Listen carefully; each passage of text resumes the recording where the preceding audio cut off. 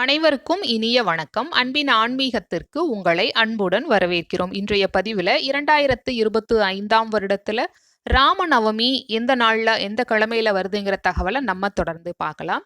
ராமபிரான் அவதரித்த நாளை ராமநவமியாக கொண்டாடிட்டு வர்றோம்.